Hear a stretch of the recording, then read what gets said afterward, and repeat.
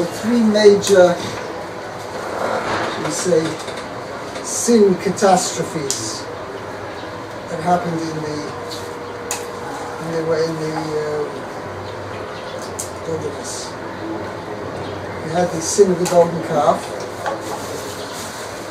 the sin of the spies, and now we have the story of Korach. And all of them, the source of the problem was,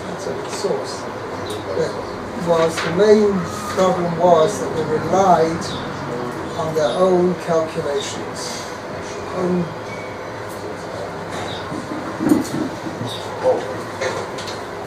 Take the golden calf, for instance. They thought Moshe Rabbeinu's not going to come down when he's gone. The 40th day versus the 41st day. Right. And then with the spies, we've got to try it out, see it for ourselves. We've got to decide ourselves whether it's good or not good. Thank you. And here by Korach, he says, it's interesting. You know what his mistake was? Well, he said, I'm right. I must be right. I'll tell you. I must be right. Oh, I must be. No, he wanted fringe benefits. Yes, but see, he not only wanted to be rich, but he wanted to be the head too. He wanted to have everything. Listen, every president of the United States, right? Every president. Yes. If you know, if you know what kind of workload the president of the United States has, how much average sleeper in that house a night is he? 4? You're right. Right? Tremendously pressured job it is. It is. Why does anybody want to do it? You've got to put yourself up for elections. It's going to cost a lot of money, huge amount of money. Why does the guy do it? Fringe benefits. Up to a little bit more than vehicles. Covered and covered again. Well, sure, but power and honor. Power and honor. That's what the two things which get the guy there. Right. But the Iker is doing a public service for the country. Oh, yeah? That's supposed to be the Iker. That is supposed to be the Iker. That's why Moshe was so special. Because are you talking about being the president of the United States or being the head of the Jewish people? President of the Jewish people. Being head of Jewish people is even worse. Okay. It's even worse, right? I mean, Korach was looking for power. Right. Right. He was looking for that fringe benefit. He says, "I'm already rich." He wasn't looking to do public service. He just was motivated by hatred because I don't know. He had money and he wanted. No, but he didn't like Moshe. He didn't like him. He wasn't his best friend. No, it's not. He wasn't doing it for the sake of heaven, see? I know. Relatives, it's even worse. Right? Anyway. He said, what? What's so special about him? He screwed up, right? I mean, it wasn't his fault, right? The spies, it wasn't his fault. He did. Well, what's it? That's what he used as a, that's what Ramban said he used as a tool. What? The spies? Right. That Moshe was weakened. The people were dissatisfied because they were they were now sentenced and in Korach, 40 years in prison, and Korach says, "This is my chance," because I didn't like the guy anyway, and I know I'm going to grab power. So he definitely wanted it was power, definitely, which he honor and power which he sought, and you'll see later in the course of the parsha, as I mentioned before, his major mistake was he saw in the vision that his descendants, when the Shmuel was going to descend from him, he was going to be on equal par, not greater than Moshe and Aaron put together. Right? In the power of, at least in the power of prayer, the power of tefillah. Right. So he's saying, listen, if she was going to descend from me, I must be right. This was his major downfall. Not that he had necessarily his arguments right, but because of everything around, he says, I must be right. That was really his downfall. Right, but he was on his way to do it anyway. And that I don't know, you have to realize, you have to do these you think he would have held himself back? he was not a small person, I mean, like, you want to... You say he's a great tzaddik because he had the... I mean, he was not a guy like Trump, right? You think pictures of Michael Jackson portrayed him like she's looking for power. I mean, Trump is also, I mean, he's actually not such a bad guy because his simplicity is on his, shall we say, is in his favor, right? I would say so. Right? He says he means what he says. Right. But the truth is, the Master, the main push, unequivocally, there was no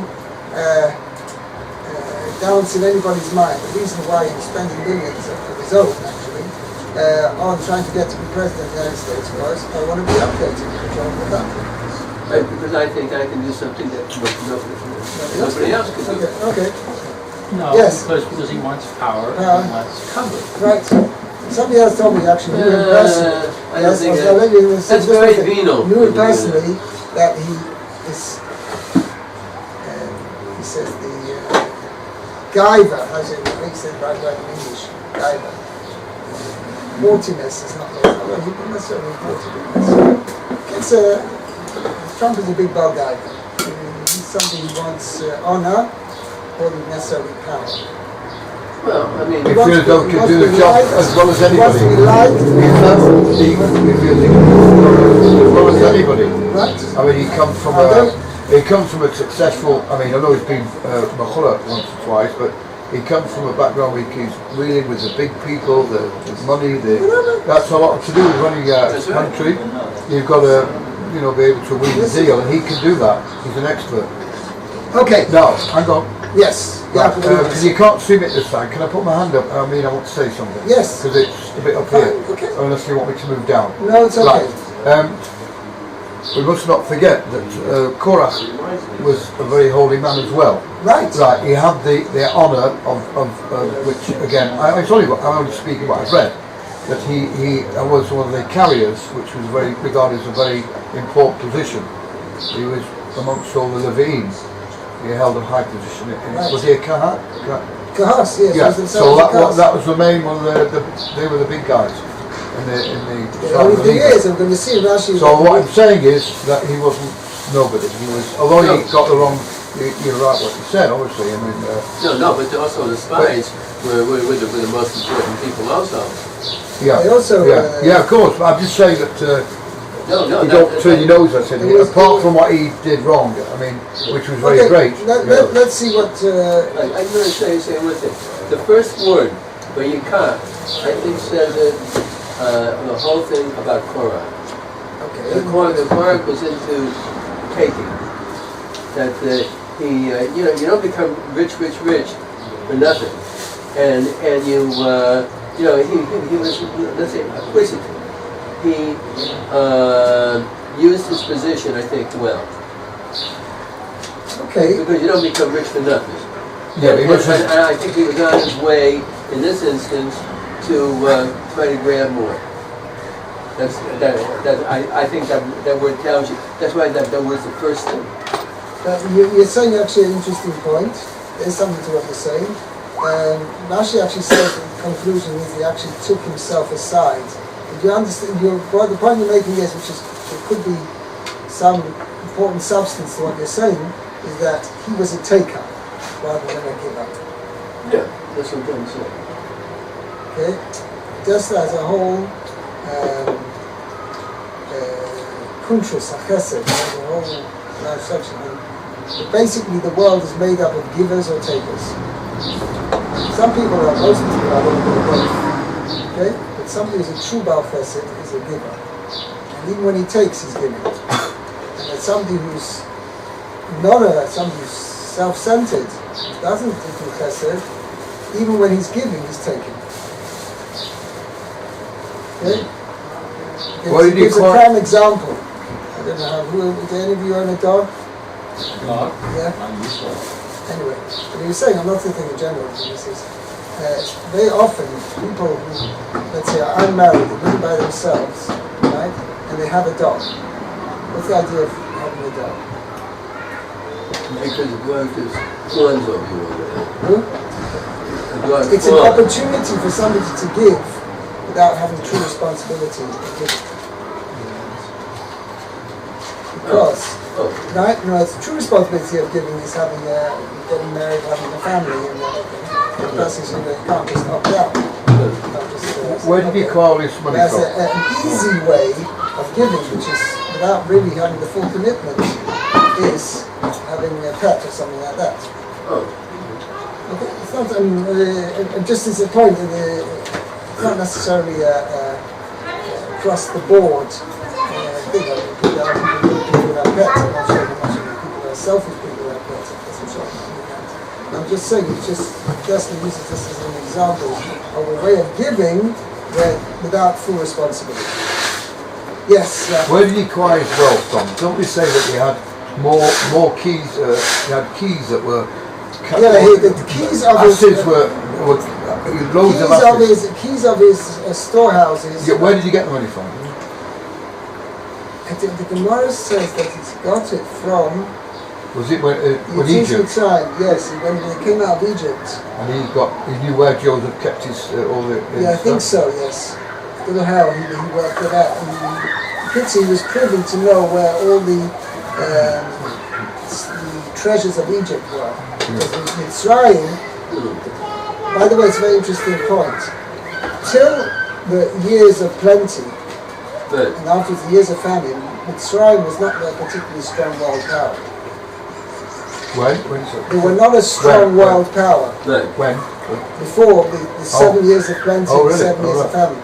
But it was only due to the fact that Yosef's wisdom, and he got them all to put a store away, and then after, during the 7 years of famine, Mitzrayim was the only, should we say, solvent economy that there was, while everybody now, the whole entire world was just like devastated, right?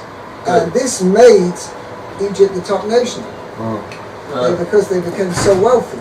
But the thing is that the wealth of Egypt was so great that Yosef put them all away in storehouses or whatever, certain treasuries or whatever. And later, before they left Egypt, Korach, I think this is what the Medrash says, Korach was privy to some of the storehouses to be able to have access to them, and this is why he became so exorbitantly rich. You said you had so many keys. They had asses and asses and asses. It took 10 asses to carry just the keys of all his storehouses. The question is, where do you have the storehouses? I was on the way, they were traveling, I'm not sure. Anyway. Okay, let's learn a little bit of Chumash inside. Lou, do you want to start off today, please? Korach took Ben Yitzhar, who was the son of Yitzhar, Ben Kahas, the son of Kahas, Ben Levi, son of Levi, the Dasan of Abiram, and Dasan and Abiram, two other people, Bnei Eliav, the children of Eliav, the On, another person, Ben Peles, son of Peles, Bnei Ruvain, children of Ruvain. Okay? Now, first of all it says, you see that it starts the singular. It should say, Vayikhu Korach ben Yitzhar ben Levi v'dosim b'avim b'nei Elov and b'Peles b'nei Ruvain. Okay? The next passage actually starts, begins in the plural, Vayakulu. So you see, obviously, so if they didn't have a vav there, so Vayikach Korach ben Yitzhar ben Kos ben Levi, right? Who did he take? Estoson la'aviram b'nei Elov and b'Peles b'nei Ruvain. Then you could understand the passage in that sense. Korach took Dosan Abiram and On ben Peles to be his cohorts, right?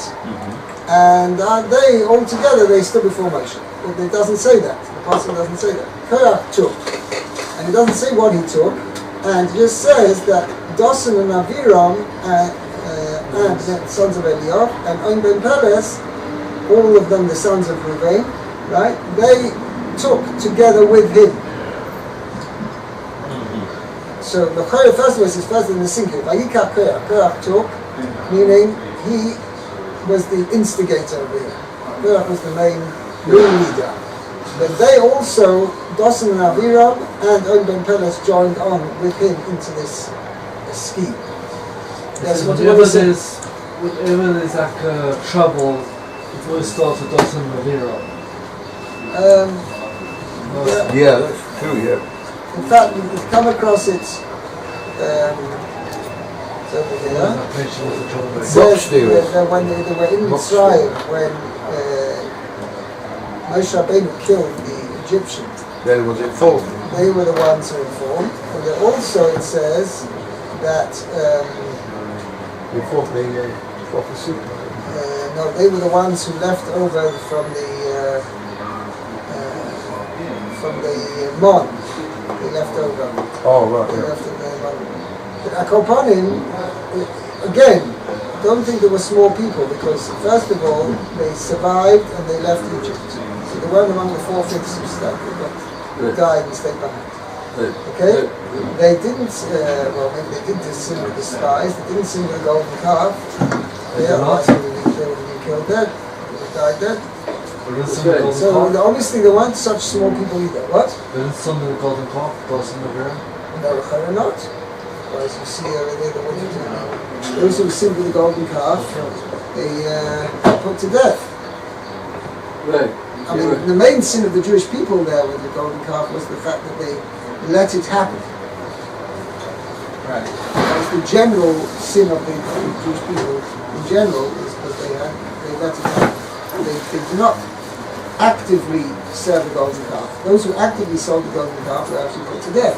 So there was different levels. Either they died, were actually put to death, or they were given to drink from the waters and they died in Layla, or as I'll say, there were different categories of people who served the golden calf. So one could say they control themselves, and they let others do what, if they're going to undermine Moshe, if they have a long-term plan, they didn't involve themselves and let other people do their work for them. I don't know, you see, I'm not sure there were sort of troublemakers all the way along. Well, I know, what did I say, back in Egypt, they were the ones that were involved? Yes. You know, Who they were exactly, I don't know. It's an interesting point. What was their...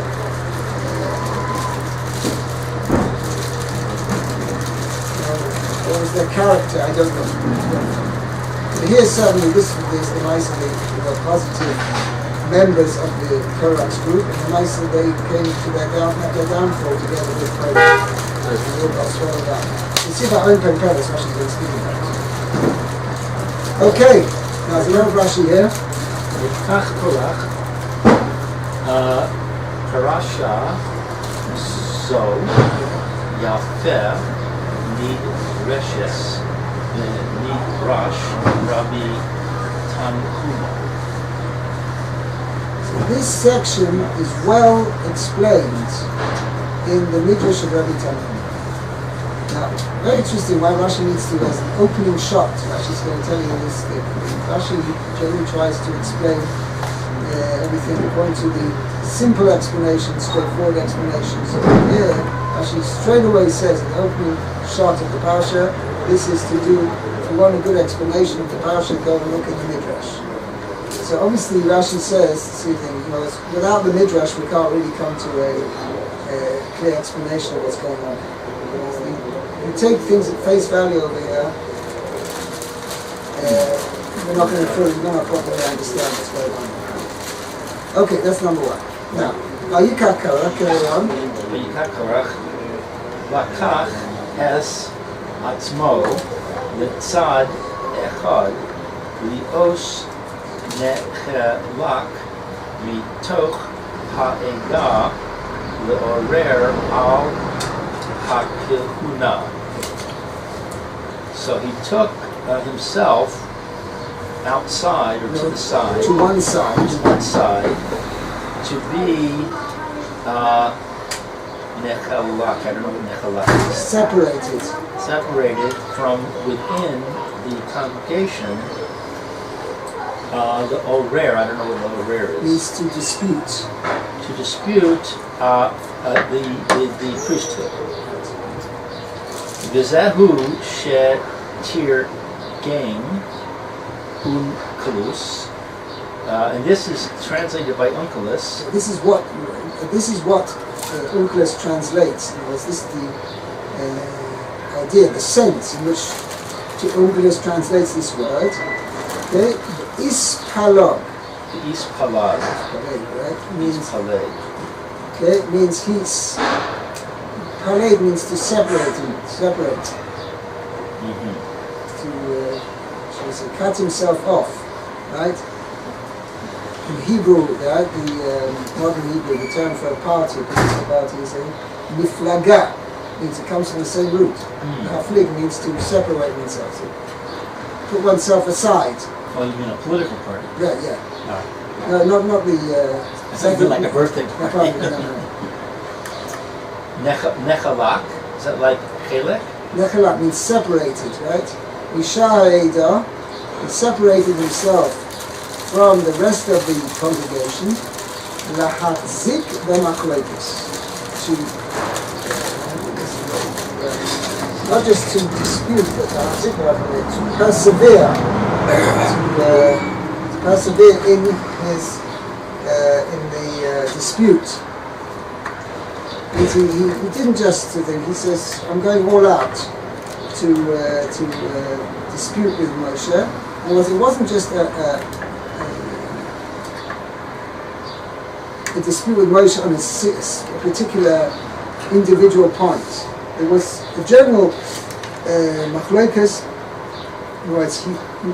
Korach took a stand in all that basically Moshe Rabbeinu stood for, i.e. that he was a representative of Hashem. Came along Korach and said, "No, I'm disputing that standpoint, and I say that Moshe Rabbeinu, you did this all on your own bat, everything you've done, and there's no reason why I shouldn't be either. You've sort of cornered the market and the power market. Now we're going to stop that. Till now, finished. I'm going to hold a dissenting opinion against you."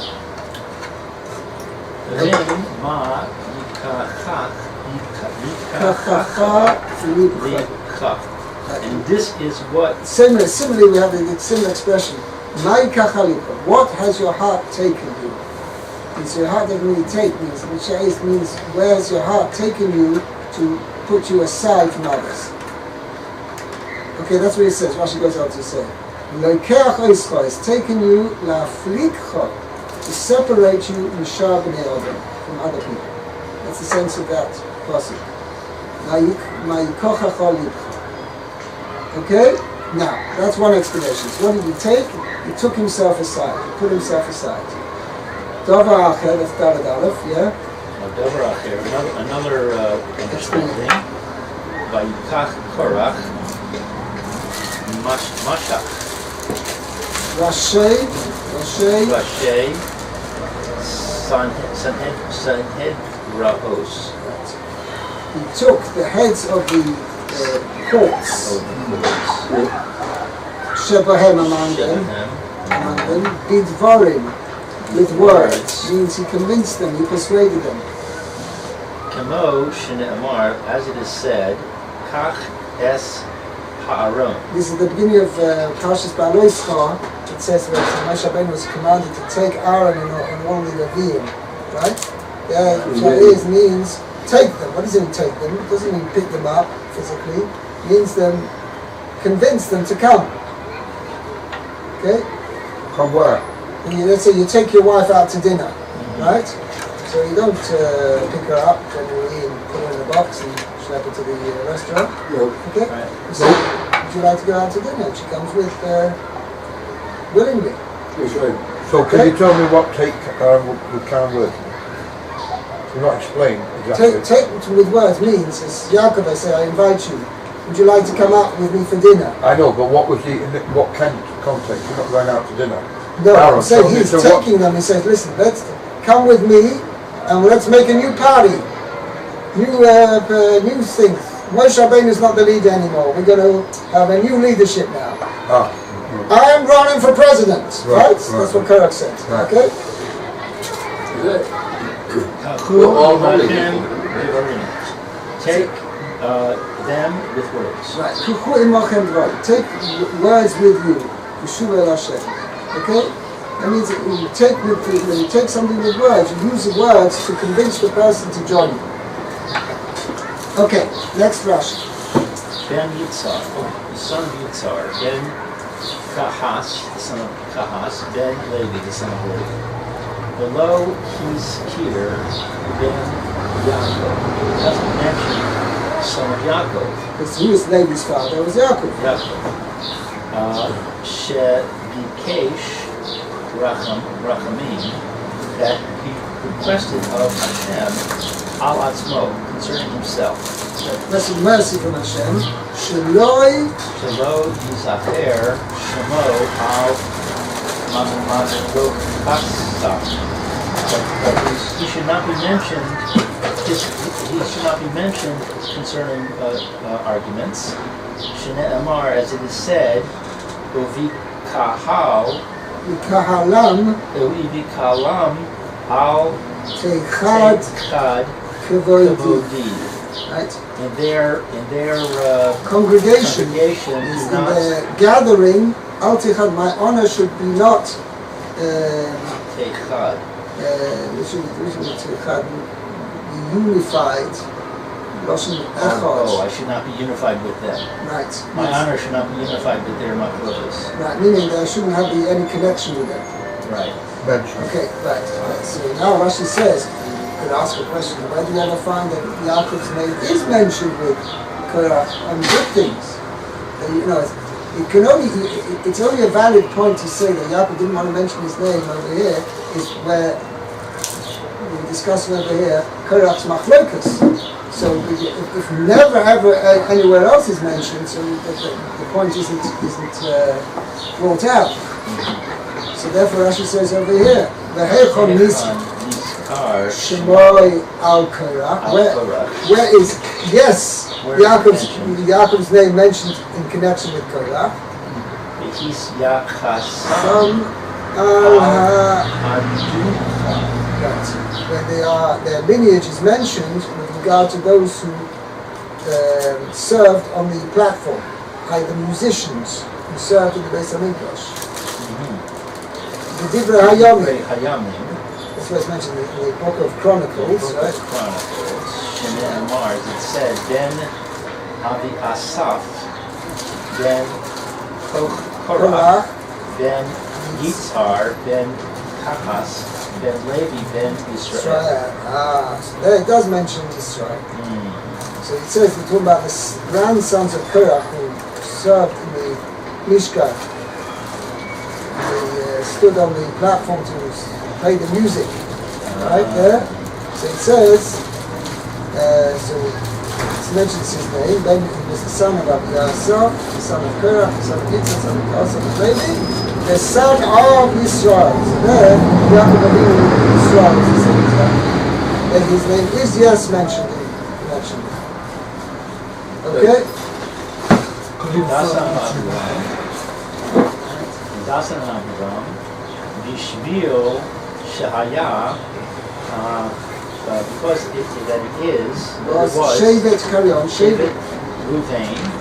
The tribe of Ruvain was Sharui, was encamped in the camping place to the south. Shekain, the Chas. Sorry, not Shekain, Shachain, which means a neighbor. A neighbor. The Chas, Uvanav.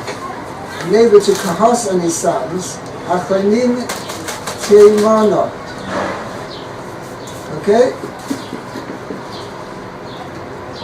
So therefore, Nishtatfu in Korach means they were neighbors. So when Korach decided to start off his dispute with Moshe, so there were neighbors who also joined in. So we're close at hand. Nishtatfu in Korach, B'machlekoseh. And from here we learn out, Oi, L'Rosha, Oi, Lishchein.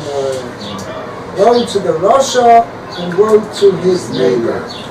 because the Russia, when he starts a dispute or something like that, is inevitably, not inevitably, but very commonly it happens that because he arouses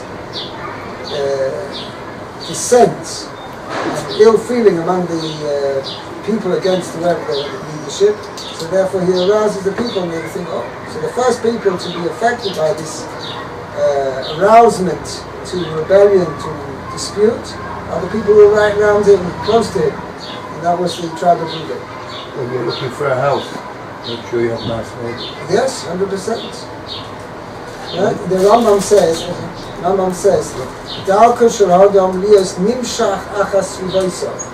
where the person is to be drawn after his surroundings. So where a person lives, who his friends are, right? Yeah. Everything, this all has a major effect on a person's behavior. You can pick your family, but not your friends. Also not your nose either. No, I'm joking. Then you say, pick your Ma family. Ra'ah Korach l'chalok im Moshe. What did Korach see to disagree with Moshe? Now, what prompted him to start this whole business? Right. Niskane al nisifuso. He acquired. Niskane means he was jealous. Jealous. Nisiuso of his leadership. Yeah, on the leadership, on the position of leadership of Tzaphan Ben Uziel. So he was jealous because this person was appointed instead of Now, what was he in charge of? Shemino Moshe. That Moshe appointed him Nasi, the leader, al b'nei Kahas, over the children of Kahas, al pi ha-dibur. Which means literally by the word of the dibur means utterance. Meaning, this is a term used to referring to what HaKodesh Baruch Hu told him. Here dibur means there's something HaKodesh Baruch Hu told him specifically. Okay, so who had appointed Elitzoph ben Uziel to be the leader of the... Now, don't forget, just think about in the hierarchy of all the Jewish people that we have. We've got Moshe Rabbeinu as the leader of the entire people. Good. Then we've got each tribe has their own leader. Okay, that's the thing. And now in each tribe, each clan also has their own leader. The children of Levi, the children of Reuben, the children of Shimon, each one has their own leader. Now, in the leadership of not of the tribe of Levi, that was maybe in a way Korach understood that he wasn't really in the running for that. Okay? Right. But next one he expected yes to be in the running for, and he expected that he was the rightful next in line to get this job. Right. And all of a sudden, what happens? Who gets the job? His cousin, but he's the son of the youngest brother. Right? It says that. That's what we're going to see. Yeah. Levi, they were the holy tribe, and they got all the positions of leadership. So he says, okay, I think I should mention this. I can see that. But Right? So Amram, he's the first son of Kahos. Okay, so he gets his children get the top jobs. Okay, that's Moshe gets the leadership, and Aaron gets the priesthood. Okay, now who's next? Amram. So there were 4 sons of Kahos: Amram, Yitzhak, Hebron, and Uziah. Okay, those things. So next in line is Amram's sons already got the top jobs. Next one in line is Yitzhak, and I'm the oldest son of Yitzhak. Me is next. Right? Good. And what happens is, went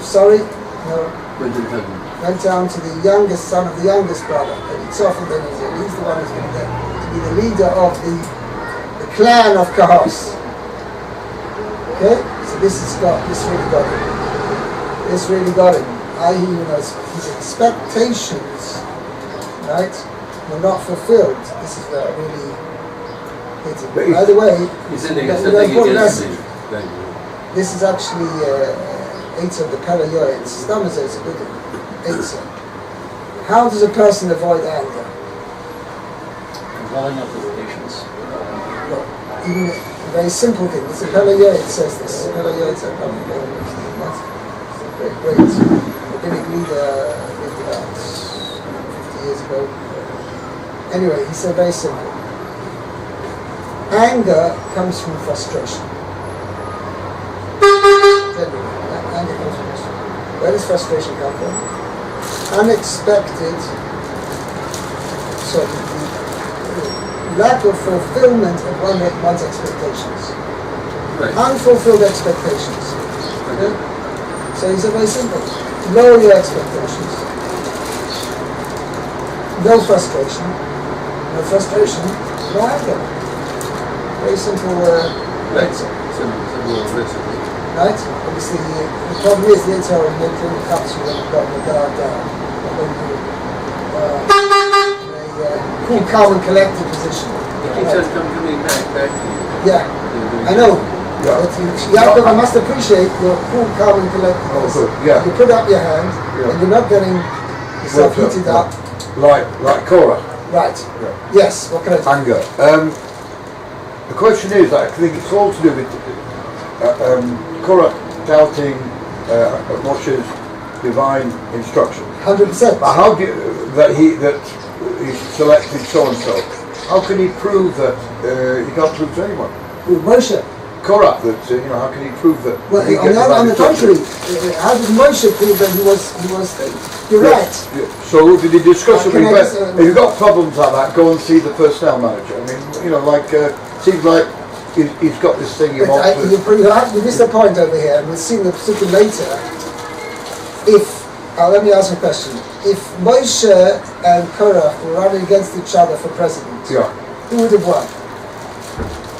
Before this by Probably Korah, in a way. I'm telling you, Korah would have won hands down. Yeah, he's got the money, he can pay for it. He had money, he was more charismatic, he was more, shall we say, the natural powers of leadership, natural abilities of leadership. Yeah.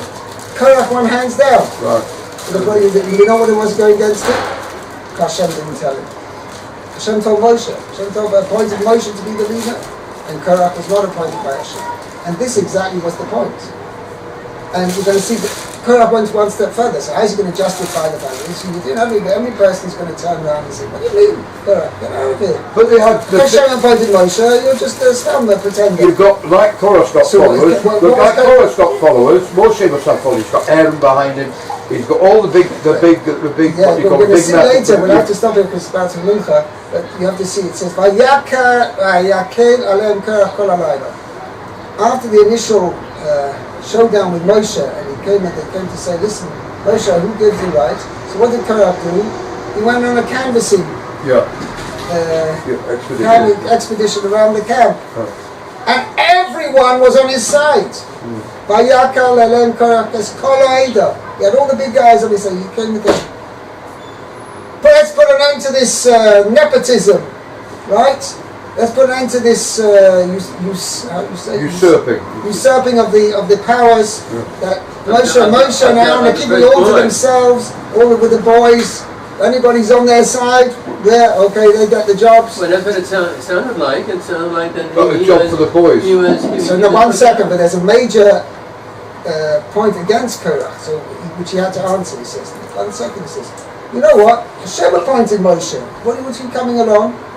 So what was Korah's answer to that? Hashem appointed. Everybody's equal. Kulam Kadeshim. Everybody's holy. We're all, Moshe Rabbeinu is not more holy than we are. We all were at Har Sinai. We all heard Hashem's thing. We're all equal in that. There's no such thing as Moshe Rabbeinu having a closer connection to Hashem, a closer, should we say, closer path, closer connection, means that he hears what Hashem tells him more than anybody else. We're all in the same boat. And this is what he came out. To be continued tomorrow, B'ezrat Hashem.